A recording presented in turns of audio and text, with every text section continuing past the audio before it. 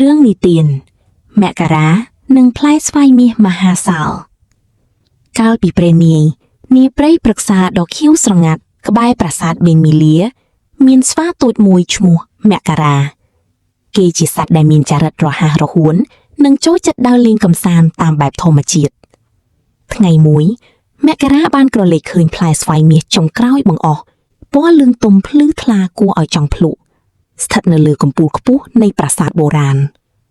ដោយក្តីត្រេកអរមករាបានឡើងទៅបេះផ្លែឈើទប់នោះ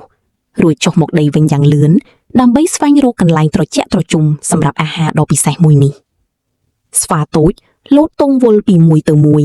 បោះជំហានយ៉ាងស្វាហាប់សម្ដៅទៅរកម្លប់ឈើពេលមកដល់វាលស្មៅខាងក្រោមគេក៏បានជួបនឹងលោកយាយអណ្ដើកធីតាដែលកំពុងវាយឺតទាំងអស់កម្លាំងលោកយាយមើលទៅស្លេកស្លាំងព្រោះតែខកខានអាហារអស់ជាច្រើនថ្ងៃមកហើយឃើញស្ថានភាពបែបនេះមករាក៏មានចិត្តអាណិតអាសូរជាពន់ពេកមករាមិនស្ទាក់ស្ទើរឡើយគេបានពុះស្វាយមាសនោះជាពីររួចចែកពាក់កណ្ដាលទៅឲ្យលោកយាយធីតាលោកយាយអណ្ដើកសប្បាយចិត្តយ៉ាងខ្លាំងហើយក៏ពិសាផ្លែឈើនោះទាំងក្តីស្រេកឃ្លានលោកយាយបានពោលទាំងរំភើបថាអរគុណចៅសម្លាញ់ដែលមានចិត្តមេត្តាដល់យាយមករាបន្តដំណើរទៅមុខទៀតទាំងក្នុងដៃកាន់ចំណែកស្វាយដែលនៅសេសសល់មិនយូរប៉ុន្មានគេក៏បានជួបនឹងសត្វក្រៀលឈ្មោះសូរិយាកំពុងឈរក្បែរត្រពាំងដែលរីងស្ងួតហួតហែងនាងស្រេកទឹកខ្លាំងរហូតដល់ដៅលេងរួចឃើញដូច្នោះស្វាទូចក៏សម្រេចចិត្តពុះស្វាយដែលសល់នោះជាពីរម្ដងទៀត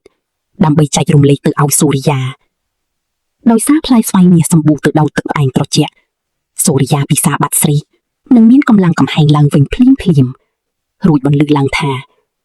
អរគុណប្អូនប្រុសដែលបានជួយសង្គ្រោះពេលនេះមករានៅសល់តែមួយចំណែកតូចចុងក្រោយបង្អស់ប៉ុណ្ណោះខណៈដែលរូបគេផ្ទាល់ក៏ចាប់ផ្ដើមហត់និងឃ្លានខ្លាំងដែរក្នុងពេលសម្រាកនៅក្រោមម្លប់ឈើ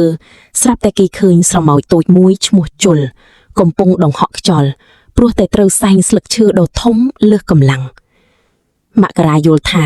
សូម្បីតែសត្វតូចតាចក៏ត្រូវការចំណីអាហារដើម្បីរស់ដែរ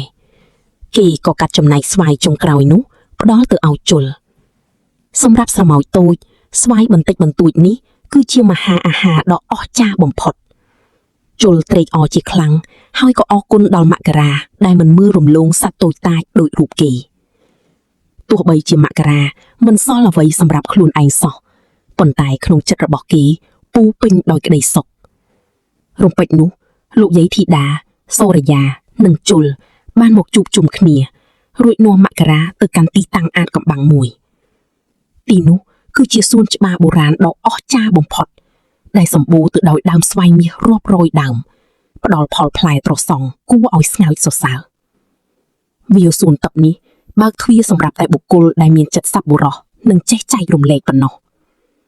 មករានិងមិត្តភក្តិទាំងអស់ក៏បានសោយសុខនិងរស់នៅជាមួយគ្នាយ៉ាងត្រកាលការចេះជួយគ្នាក្នុងគ្រាក្របាននាំមកនូវរង្វាន់មហាសាលនិងសេចក្តីសុខសុភមង្គលសម្រាប់ពួកគេរៀងរហូតមក